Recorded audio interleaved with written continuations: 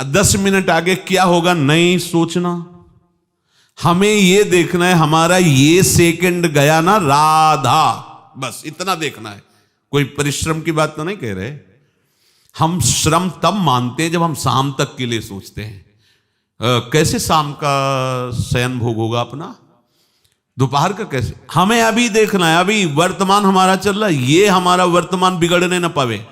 राधा गया 1 सेकंड मंगल में।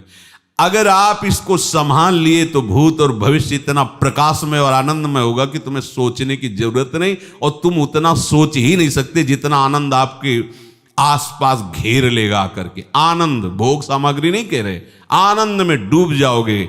आनंद के मध्य में आप किलोले करोगे। केवल आपको 1 सेकंड संभालना है। कोई भी वर्तमान का क्षण आपका भगवत विस्मरण में ना जाए, बस काम बन गया, अपना जीत गए।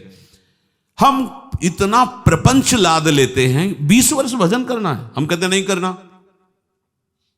1 सेकंड भजन करना है।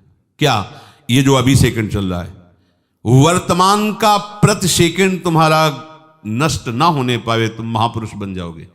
कुछ तुम्हें नहीं करना है, सब कुछ होने लगेगा जिससे आपके अंदर भागवतिक महिमा प्रकाशित होगी। वो सब करा लेगा नाम। आप केवल वर्तमान को संभालिए, केवल अगला कदम ठीक से रखिए, बस।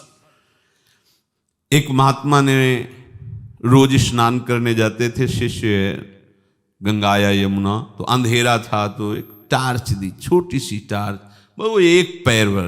बोले महाराज जी इससे क्या होगा, बड़ा अंधेरा है ऐसा। बोले क्या दिखाई दे रहा है। बोले बस 1 पैर भर की जमीन। तो पैर ही तो रखना है कि लेटना है, तुम्हें पैर ही रख के चलना है, बस हर कदम में तुम्हें प्रकाश मिलेगा, तुम वहीं पहुंच जाओगे। हम क्या चिंतित हैं कि पूरे जीवन भर हमें विषय नहीं भोगना, पूरे जीवन भर सबसे अलग लगना, पूरे जीवन भर भजन करना है। मन घबरा गया। उसको हमको इस रूप में नहीं लेना। जीवन हमारा तो श्यामा श्याम के हाथ में, वो क्या करे। जीवन है भी कि नहीं क्या पता, क्या पता मंगला आरती कर पाएंगे कि नहीं, कुछ पता नहीं। किस सेकंड में कब बुलावा आ जाए मालिक का, उसी क्षण इस मकान को छोड़कर खाली करना पड़े। 1 सेकंड भी इंतजार नहीं। रुको रुको, थोड़ा अटैची तैयार कर ले, ये ऐसा आदेश नहीं होता है। एक अगर ऐसे है तो आप मुंह नहीं बंद कर पाओगे, उतने में ही रुक जाएगा। फिर हम अगले घंटे का अनुष्ठान, जैसे लोग नहीं कहते हम इतने माला का अनुष्ठान ले रहे, भैया अगले सेकंड का पता नहीं तो अनुष्ठान किस बात का ले रहे। ब्रह्मा है क्या, जानता है क्या तू कितने वर्ष जिएगा।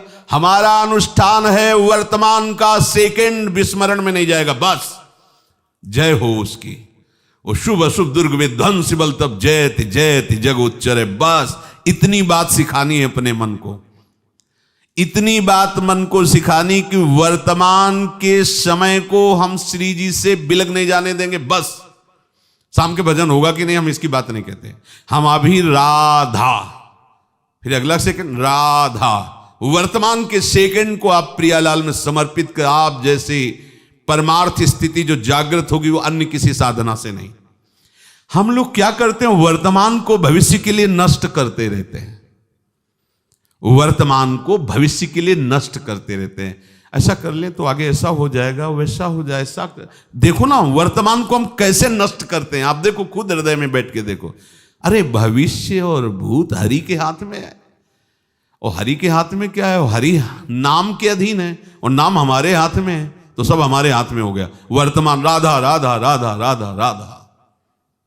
भगवान अगर अधीन हुए हैं तो नाम जापक के अधीन हुए हैं। कोई आज तक तपस्या से अधीन कर पाया हो, योग से अधीन कर पाया हो, ऐसा प्रमाण नहीं मिलता।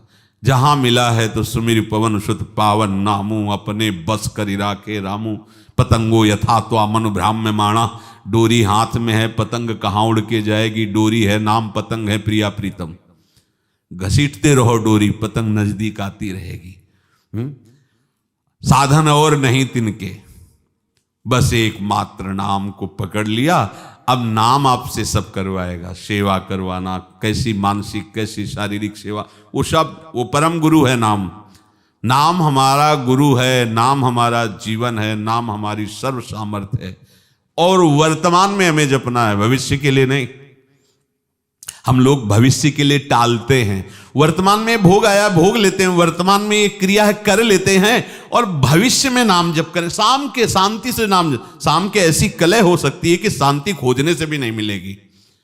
आज अभी वर्तमान में तुम अगर नाम जप कर लिए तो अशांति तुम्हारा स्पर्श नहीं कर पाएगी। अपने लोगों को माया क्या चाल चलती कि वर्तमान को नष्ट करवाती है और भविष्य के भजन के लिए, समझ रहे ना।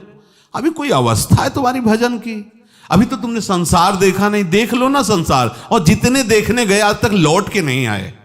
ये हैं हमारे सिखाने वाले, ये हमारे सिखाने वाले मित्र ऐसे हैं। अभी तो तुम्हारी कोई आयु ही नहीं है, अभी तो संसार में आए हो, तुमने संसार देखा नहीं है, देखा नहीं है तो बच जाओगे। चलो, कोरी मटकी में बहुत बढ़िया दही जमता है, चलो, नहीं बोले देख लो तो उनसे पूछो कि तुमने अभी तक संसार नहीं देखा क्या?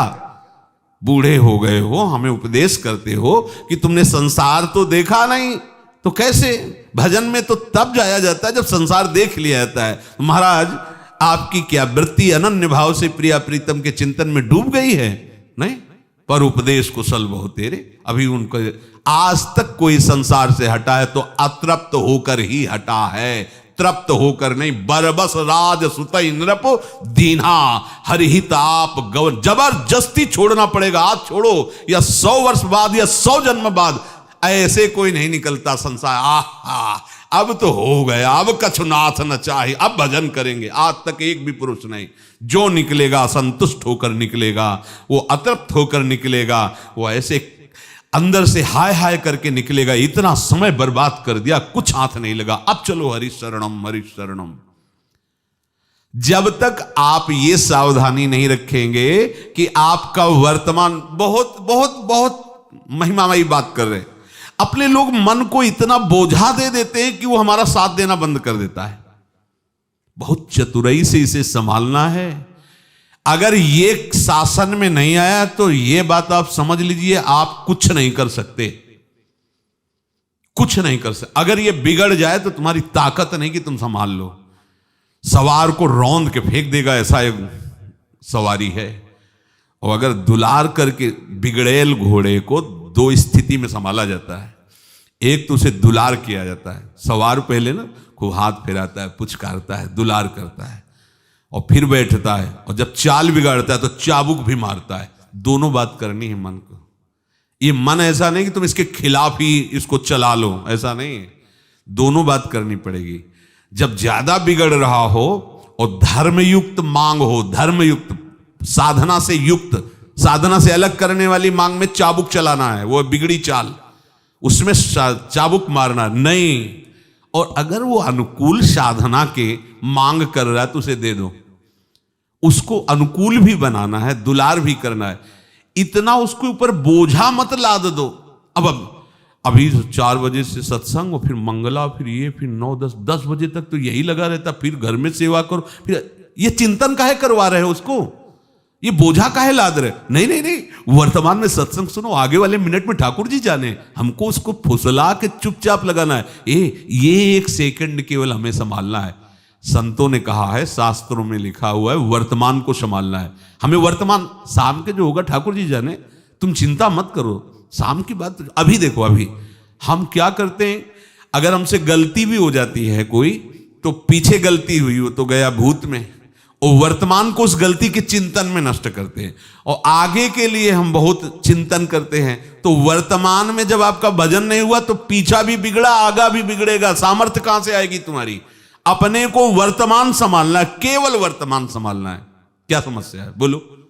हम ये नहीं कह रहे कि आप भूखे रहो, हम ये नहीं कह रहे कि आप वर्तमान में जब तक चेतना है, प्रति सेकंड को आप केवल संभालो, 1 सेकंड को। राधा, इतनी सामर्थ्य आ जाएगी कि आपको राधा बोलना नहीं पड़ेगा, आपकी नस नाड़ियों से बोलना प्रारंभ हो जाएगा, राधा राधा राधा।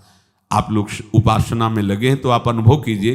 कभी कभी ऐसा होता है कि हमें पता नहीं होता भजन चल रहा होता है, जब झांक के देखते हैं तो हृदय आनंद से भर जाता है कि अरे मंत्र चल रहा है, नाम चल रहा है, मैं तो कर ही नहीं रहा, ये तो स्वयं चल रहा है, कोई पद चल रहा है। कि हुआ क्या? आपने संभालना शुरू किया, यंत्रों ने पकड़ना शुरू किया। अब आपको वर्तमान केवल संभालना है। यदि ये बात नहीं समझे तो वर्तमान में हमारा समय इसी वृत्तियों से नष्ट होता है। ज्यादा व्यक्तियों के कुसंग से तो अपने लोग बचे हुए हैं, क्योंकि एक सीमा है, लेकिन वृत्तियों के कुसंग से, कोई रागात्मक वृत्ति, कोई द्वेषात्मक वृत्ति, हमारा समय उसी में जा रहा है। हम सावधान, वर्तमान को नष्ट कर रहे हैं, हम वर्तमान के समय को नष्ट कर रहे हैं हम रागात्मक द्वेषात्मक वृत्तियों के द्वारा। हम पहले वृत्तियों पर नजर रखें। व्यक्ति हमारा कुछ नहीं बिगाड़ सकता। हमारी वृत्ति श्यामा श्याम में लगी तो व्यक्ति हमारा क्या बिगाड़ सकता है? अगर वृत्ति श्यामा श्याम में नहीं लगी तो व्यक्ति हमारा क्या बना सकता है? 14 घंटे सत्संग सुनो और वृत्ति जीव की त्यों छूट की हो तो 4 मिनट में 14 घंटे के सत्संग पर पोछा लगा देगा। ऐसे आचरण करवा देगा कि आप बैठना मुश्किल हो जाएगा सत्संग में, आप इधर गली में आना बंद कर देंगे। वो ऐसी वृत्ति पैदा कर दे। वृत्ति सुधारना, वृत्ति, सत्संग का तात्पर्य है आंतरिक वृत्ति का सत से संग हो जाना। बाहरी व्यक्ति की, बाहरी परिस्थिति की, बाहरी वस्तु की स्पर्श जनित सुख दुख ये हमें उतना घातक नहीं है जितना आंतरिक वृत्ति का है। समझ लीजिए, आप समझ लीजिए। अगर आंतरिक वृत्ति श्यामा श्याम में है तो बाहरी कोई व्यक्ति वस्तु स्थान थोड़े देर के लिए हमें विक्षेप दे सकता है, और हमारी वृत्ति प्रिया प्रीतम में लगी है तो कुछ नहीं बिगड़ेगा। वृत्ति प्रिया प्रीतम से हट गई, व्यक्ति सब अनुकूल, सब कुछ अनुकूल है, धाम है, रसिकों का संग है, उपासना चल रही, सब फिर भी अशांत है, फिर भी दुखी हैं, परेशान हैं। कौन परेशान कर रहा है? तुम्हारी वृत्ति। साधना वृत्ति को सुधारने के लिए है। किसकी वृत्ति? सामने वाले की नहीं, अपनी वृत्ति सुधारने के लिए है। अगर ऐसा नहीं होगा तो आपको कभी भी भगवत स्वरूप का अनुभव नहीं होने देंगे। ये जो राग द्वेषात्मक वृत्तियां हैं, इसीलिए भगवत स्वरूप बहुत। और फिर जब ऐसे लोगों से मिलन होता है, नए उपासकों के लिए बहुत घातक होता है। जब ऐसे लोग अरे तुम तो काल के बाबा जी हो, 60 वर्ष हो गए, कुछ हाथ नहीं लगा, तो हक से होता है कि ऐसा भी होता है क्या? जैसे अपनी नई अवस्था में थे कि ऐसा, तब अंदर से एकदम नहीं, शास्त्र झूठे नहीं हो सकते, इनकी पता नहीं क्या पद्धति है, कौन से दोष से युक्त हैं जिसके कारण इनका भजन टिक नहीं रहा, ये इनका अनुभव नहीं मानना, नहीं मान। एक बार शैमशी में थे गुरु आश्रम में, तो एक सन्यासी जी आए 75 वर्ष की अवस्था, और नैष्ठिक ब्रह्मचारी के आश्रम गुरु प्रत्येक सन्यासी तो साष्टांग दंडवत, वैसे तो आग जल रही थी, सर्दी का समय था, तो 2-4 वयोवृद्ध ब्राह्मण भी भजन करने, संध्या आदि करने आते, वो भी बैठे थे। तो वो आग के पास आकर तापने लगे। पहले ये हमें संशय हुआ कि ऐसा नहीं होना चाहिए, जो दंडधारी सन्यासियों आग के समीप नहीं जाएंगे, आग को स्पर्श नहीं करेंगे, अग्नि का त्याग कर देते हैं। प्रगट में भी वो अग्नि का सेवन नहीं करते, वो भूमि आदि नहीं खोदेंगे। मतलब बड़े नियम होते हैं सन्यास मार्ग में कि दोष दृष्टि नहीं करनी चाहिए जैसा है। जब वो ब्राह्मण जन गए, 16-17 वर्ष के, 15-16 की, इसी बीच की आयु थी। वो फिर कहा कि ब्रह्मचारी कैसे, क्या स्थिति है आपके हृदय की? तो प्रारंभ में दैन्यता से ही वर्णन करने का भाव कि महाराज जी हमारी क्या स्थिति है, हम तो बस अभी शुरुआत है, परमार्थ की चल रहे हैं। नहीं, हम तुम्हें बताते, देखो हम 75 साल के हैं। और उन्होंने जो प्रवचन शुरू किया, एकांत समय, लता नीचे अग्नि जल रही थी, सर्दी का समय, बस थोड़ी देर में हमारे मन में विचलता पैदा होने लगी कि इतनी अवस्था के ऐसे महात्मा और अभी तक ऐसी स्थिति, तो मेरा क्या होगा? अब हम एकदम घबरा गए, क्योंकि आधार ही जा रहा है। अब क्या होगा? जब आधार ही जा रहा है तो बिना आधार के तो डूबते चले जाएंगे। एकदम हम कहा, स्वामी जी आप जाइए यहाँ से, आप जाइए यहाँ से, तुरंत चले जाइए आप यहाँ से। बोले जानते हो तुम किससे बात करो? सन्यासी से। हम कहा, ये सन्यासी का भाषण नहीं होता, आप हमारे गुरु पद पर बैठे हुए हैं, मतलब आप हमारे गुरु आश्रम में हैं, ये सन्यास मार्ग गुरु आश्रम, और आपके उपदेश से हमारे अंदर वैराग्य बढ़ना चाहिए, हमारे अंदर तत्वबोध की जिज्ञासा बढ़नी चाहिए कि हमारा निराशा बढ़नी चाहिए। तो जो शास्त्र की बात समझिए, बाह्य प्राकृतिक भोगों का सुख ले रहे हैं या आंतरिक वृत्ति से राग द्वेषात्मक समय काट रहे हैं, 100 वर्ष नहीं 100 जन्म व्यतीत हो जाए तो भी उनको उस परमानंद का अनुभव नहीं होगा। अब उनकी जब बात हम सुनेंगे तो हमारा मार्ग रुक जाएगा। इसीलिए कहा है भजनी सोई विवेक सो करे समुझ के प्रीति। ऐसे शास्त्र शब्दों को बैठा लेना चाहिए कि अगर उस पर नहीं टिक रहा तो चाहे जो कोई हो हमको उसकी बात नहीं माननी। तस्मात् शास्त्रम प्रमाणम ते, अगर वो शास्त्र सम्मत बात है तब तो ठीक है, नहीं तो ये भी नहीं मानना चाहिए कि इतने वर्ष का ये साधन मार्ग में लगा हुआ, इसको अनुभव नहीं तो मुझे कैसे अनुभव। नहीं मानना चाहिए। वो कौन सी साधन में विशेष त्रुटि कर रहा है जिससे उसको समझ में नहीं आ रहा परमार्थ। हमको सावधान हो कि उन त्रुटियों से हटना है, ना कि उसके अनुभव से हम निराश होकर परमार्थ से भ्रष्ट का मार्ग अपना लें।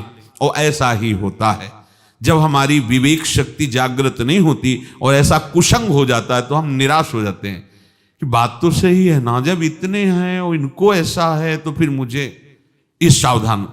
आपको याद होगा आप लोगों को हितधाम में शाम टाइम एक लगभग 70 वर्षीय साधु वेशधारी ने प्रश्न किया था।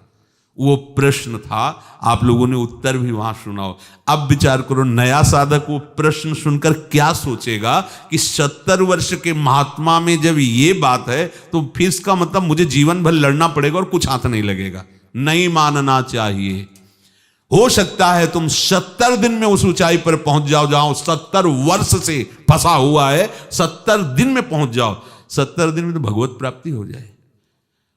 गुरु स्वामी जी तो कहते अब ही सुधरे, आज भगवत प्राप्ति इतनी लंबी लगी, अब ही सुधरे। ये निराश होने की तो बात है ही नहीं। इस मार्ग में किसी के ऐसे शब्द मत स्वीकार करना जिसमें निराशा आ जाए। नहीं, हम बुरे हैं, गलत आचरणों में फंसे हैं, लेकिन इसका मतलब ये नहीं कि हम इसी में फंसे रहेंगे। नहीं, एक दिन ऐसा आएगा, एक क्षण ऐसा आएगा कि हम इनको परास्त करके आगे बढ़ेंगे, क्योंकि हमें उस अजित महाबली प्रभु की भुजाओं का भरोसा है। अभयद भुज दंड मूल पीन अंश सानुकूल, ये परास्त कर ले। कब तक परास्त करेंगे? जिस दिन मेरे प्यारे को हम पर दया आ गई तो महाबली हैं, उनका बल ऐसा प्रकट होगा कि कोई मुझे परास्त नहीं कर पाए, वो निकल जाएगा। कभी निराश नहीं होना और ऐसा कुसंग कभी सुने ना, ये बात ध्यान रखना। भले किसी वेश में हो, यदि हमारे उद्देश्य पर चोट करता है तो बर्दाश्त नहीं करना, भाग पड़ना। मौन नहीं रहना, भाग पड़ना। ना सुनना है, ना आदर करना है, ना उनकी बात का, ना उनका मानसिक नमन करो, भाग लो। तभी आप अपनी उपासना को सुरक्षित रख पाओगे। ऐसे ही अंदर की वृत्ति से भाग पड़ो, उसकी बात स्वीकार मत करो। नहीं, अंदर ही अंदर वो आपको गंदा करती जाएगी। और हम लोग बाहर से बहुत सावधानी रखते लेकिन अंदर की तरफ इतना सावधान नहीं रहते, इसलिए हम परमार्थ को समझ नहीं पा रहे। अंदर की वृत्ति को संभालो। जब तक ये नहीं संभालोगे तब तक अपने स्वरूप का बोध नहीं होगा, भगवत साक्षात्कार नहीं होगा। बाह्य स्पर्श के आकर्षण पर आंतरिक वृत्ति को जाने मत दो। चाहे किसी का रूप हो, चाहे कोई स्वादिष्ट पदार्थ हो, चाहे गंध हो, कुछ भी हो, प्रभु को अर्पित है तो प्रभु से संबंधित होने के कारण स्वीकार करे, अन्यथा नहीं। देखो, परमार्थ में चलना है तो ये बात स्वीकार ही करनी होगी। वहम तो ऐसा माया ने बैठाल दिया है कि बिना भोगों के हम जी ही नहीं सकते। हमारा जीवन मुर्दा तुल्य है यदि हम भोग ना भोगे। देखो अंदर देखो, ये बात शास्त्र है। कह रहे हैं माया ने ऐसा वहम बैठाल दिया है कि यदि हम इन भोगों को ना भोगें तो मुर्दा ही रह जाएंगे हम। हमारे पास यदि भोग सामग्री है और भोग है तो हमारा जीवन है, और भोग सामग्री नहीं और हम भोग ना भोगें तो मुर्दा जीवन है। लोक भाषा में हमारे यहां बहुत सपोर्ट की बात हो गई, मरना आवश्यक है, जीवित मर जाए उलट आप में समाए। बात यही बात है। वो जो अनुभव करे ना कि मुर्दा जीवन, हाँ, इसी मुर्दे जीवन में चैतन्य घन परमात्मा का अनुभव होता है। मुर्दा जीवन का तात्पर्य है संसारिक भोगों से शून्य, और उनको ऐसा ही अनुभव होता है कि फिर तो क्या जीवन है। अच्छा, उनको बोलो छक के तुम्हें सोना नहीं है, छक के तुम्हें भोजन नहीं करना, सांसारिक मनोरंजन नहीं करना, भोग नहीं, जो यहाँ के साधक उपासक उपासिकाओं के ऊपर शासन है, उस सामने वाले को चाहे जितना आप कहो उसको लगेगा मरा जीवन है। इसमें क्या जीवन है? इसमें क्या है? कोई मनोरंजन नहीं, कोई कुछ, एक मंजीरा बजाओ, माला चलो, भैया हमसे नहीं हो पाएगा। बोले नहीं, समय से भोजन मिले, कपड़ा मिले, रख रखो अपने कपड़े लेते, हमें किस काम है। भोगों की प्रति जो माया ने प्रियता बैठा रखी, ये वहम हो गया कि हम इनके बिना जी नहीं सकते। देख लो, इस व्यक्ति के बिना नहीं जी सकते, अगर ये नहीं है तो फिर हमारा जीवन का अस्तित्व क्या। ऐसे ऐसे फंसा रखा है एक एक छोटी छोटी बातों में कि अगर हृदय को खोज के देखो तो लाखों करोड़ों बंधन है। जड़ चैतन्य का तो बंधन है लाखों करोड़ों, वही गांठ के ऊपर गांठ लगी हुई है। इसके बिना जी नहीं सकते, इसके बिना जी नहीं सकते। देखो सब ठीक है, लेकिन गीजर के बिना हम नहीं जी सकते, सर्दी में हमसे ठंडी में नहीं नहाया जाए। कितनी मतलब कितनी बातें ऐसी हैं, एक एक बात, कितनी ऐसी बातें हैं जिनमें लगता है इसके बिना हम नहीं जी सकते। ये वहम हटाना पड़ेगा। बाह्य पदार्थों के संयोग से तुम मर जाओगे। जो तुम सोच रहे हो ना कि जी नहीं सकते, तो तुम ही विचार करके देखो, रात दिन तुम्हें बाह्य पदार्थों का खूब भोग दिया जाए, बस सोने ना दिया जाए। भोगो सब समय, खाओ पियो सब भोगो, लेकिन सो नहीं सकते। अब क्या करेगा वो आदमी, क्या करेगा? पैर पकड़ेगा, पैर पकड़ेगा और यही मांगेगा सब हटा दो, बस एक बार चैन से सो जाने दो। ये क्या है सोना? बाह्य भोगों का संयोग का विस्मरण। ध्यान दीजिए, जैसे माया ने वहम पैदा कर दिया कि हम भोगों के बिना जी नहीं सकते, भोग संस्पर्श के द्वारा ही हम जीवित हैं, तो आप ही देख लो, सारे भोग दे दिए जाएंगे, रात दिन भोगो लेकिन सो नहीं सकते। अगर सोए तो तुम फिर क्या होगा? चिल्ला के कहोगे कि मुझे सोने दो। क्यों? सोने में क्या है? किसी भोग का संयोग तो है नहीं, फिर क्यों सोना चाहते हो? हम भोग का विस्मरण करना चाहते हैं, भोग संयोग से रहित होना चाहते हैं। कुछ घंटे हम भोगों का चिंतन छोड़ना चाहते हैं, कुछ घंटे हम भोगों की क्रियाओं को छोड़ना चाहते हैं। क्यों? क्योंकि शांति मिलेगी। अब आया उसको समझ में कि भोगों से शांति नहीं, त्यागात् शांतिरनंतरम। आया नहीं? भगवान कह रहे त्यागात् शांतिरनंतरम। आपको नहीं समझ में आएगा अगर ऐसे न समझावें कि त्यागात् शांति, भोगों के त्याग में शांति। बोले कैसे? भूख लगी, भोजन पाया, शांति मिली, भूख की इच्छा हुई, भोग लिया, शांति मिली। तुम कहते हो त्यागात् शांतिरनंतरम। हाँ, अब उसको बहुतायत दो भोग। नहीं, केवल एक बात, सोने नहीं देंगे तुम्हें, बस भोगो। पैर पकड़ेगा, वो गिड़गिड़ाएगा, कभी कोई भोग मत देना, बस हमको चैन से सो जाने दीजिए। ये जो लोग व्यसन करते हैं ना, ये केवल भूलना चाहते हैं संसार को। इतनी शराब पी लो, इतना नशा कर लो कि संसार याद ना आवे, ना अपनी याद रहे, ना किसी दूसरे की याद ना रहे। और उसको जब बेशुद्ध अवस्था होती है तो उसको एक आनंदाभास होता है, उसी आनंदाभास के लिए पिट जाता है, अपने वस्तुएं प्रयोग की बेच देता है और वो नशा करता है। किस लिए करता है नशा? नशे की मुख्य बात उसकी क्या है? अपने आप को और सबको भूल जाना चाहता है वो। ध्यान दीजिए, नाली में पड़ा है। कहां पड़ा है? नाली में पड़ा है। उसे कहो इतनी बुरी दशा क्यों पीता है तू? लेकिन वो समय आने पर फिर उसको लगेगा पीऊं। क्यों? वो एक ऐसी बेशुद्ध अवस्था आती है जिसमें संसार का परिचय हट जाता है, वो अपना शरीर भी भूलना चाहता है। समझो, मेन बात समझो, वो भूलना चाहता है। और आप चाहते हो कि इसकी स्मृति में सुख है। नींद में जो सुखानुभूति होती है, नींद कोई सुख स्वरूप नहीं, तमोगुण की वृत्ति है। बस एक बात है इस तमोगुण की वृत्ति में खास, कि वो संसार का क्रिया और स्मरण दोनों नहीं होने दिया। गौर से समझ लीजिए, संसार की क्रिया नहीं होने दी 6 घंटा 8 घंटा, और स्मरण नहीं होने दिया। फिर आप उठते, आहा बहुत अच्छा आराम मिला, सोए। काहे में? संसार का स्मरण नहीं हुआ, संसार की क्रिया नहीं हुई। अगर ये जागृत में आप कर लो तो हर समय समाधि में रहोगे, हर समय आप परमानंद में मगन रहोगे, पर ये नहीं हो पाता। तो आप खास बात समझो, ये जो वहम बैठ गया है कि संसार के भोगों के बिना हम जी नहीं सकते, तो संसार के भोगों के वियोग के बिना नहीं जी सकते। तुम्हें वियोग चाहिए, संसार की क्रियाएं, भोगों, उनका चिंतन ना हो, ये तुम्हें चाहिए, तभी तुम जी सकते हो। नहीं, 1 महीना तुम्हें सोने के लिए मना कर दिया जाए, सारे भोग दे दिए जाए, आप ही पैर पड़ोगे, बस मुझे सो जाने दीजिए। क्यों? सोने में क्या है? संसार का विस्मरण, संसार की क्रियाओं से रहित हो जाना, उतनी देर के लिए तुम्हें विश्राम ये जागृत में साधु करता है।